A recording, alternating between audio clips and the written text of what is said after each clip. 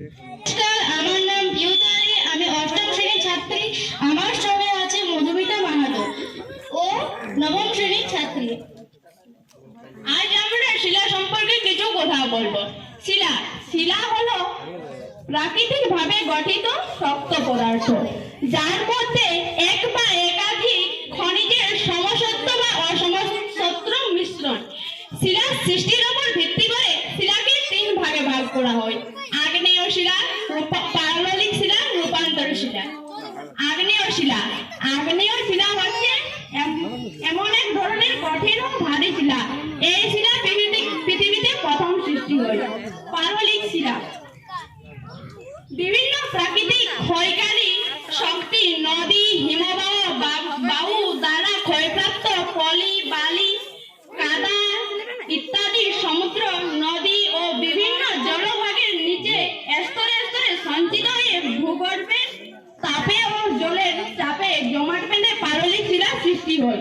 উদাহরণ: চুনা পাথর, বেলে পাথর, কাদা পাথর। রূপান্তরিত শিলা যখন আগ্নেয় শিলা ও পাললিক শিলা প্রচন্ড চাপে ও নানা রাসায়নিক বিক্রিয়ার ফলে পুরনো শিলা ভৌত ও রাসায়নিক ধর্ম পরিবর্তন করে নতুন ধর্ম বিশিষ্ট শিলায় পরিণত হয়, একে রূপান্তরিত শিলা বলে। গ্রানাইটের নিচ, ব্যাসাল্টের অ্যাম্ফিবোলাইট ও বেলে পাথরের কোয়ার্টজাইট। আমাদের পুরুলিয়ায় যেসব কথাগুলি পাওয়া যায় সেগুলির কয়েকটি উদাহরণ আমরা এখন দেখাবো। গ্রানাইটের রূপান্তরিত শিলা হলো নিস, আকৃতি স্তূপকার, বর্ণ ধূসর বা সাদা কালো। খনিজ এর থেকে মধ্যে খনিজ বলয় আকারে থাকে। এর থেকে খনিজ সংগ্রহ করা খুবই সহজ। খনিজ: কোয়ার্টজাইট, সিলিকা, বায়োটাইট।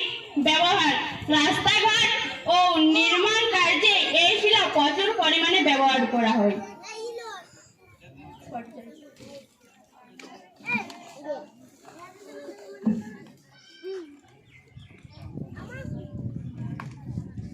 কোয়ার্টজ, এগুলো হচ্ছে কোয়ার্টজ পাথর। কোয়ার্টজাইট, বেলে পাথরের রূপান্তরিত শিলা হলো কোয়ার্টজাইট। বর্ণ সাধারণ ধূসর থেকে সাদা হয়, অন্যান্য বর্ণেরও হয়ে থাকে। তার কারণ তাতে উপস্থিত খনিজের ভিত্তিতে। খনিজ: আয়রন অক্সাইড, সিলিকা কার্বনেট। এগুলো হচ্ছে প্রেক্সিয়া শিলা। প্রেক্সিয়া এক ধরনের পাললিক শিলা। ব্যবহার: সিমেন্ট তৈরি কাজে ব্যবহার করা হয়।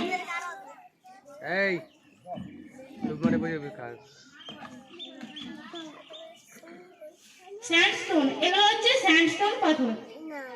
এক ধরনের পাললিক শিলা যার অর্থ বেলে পাথর।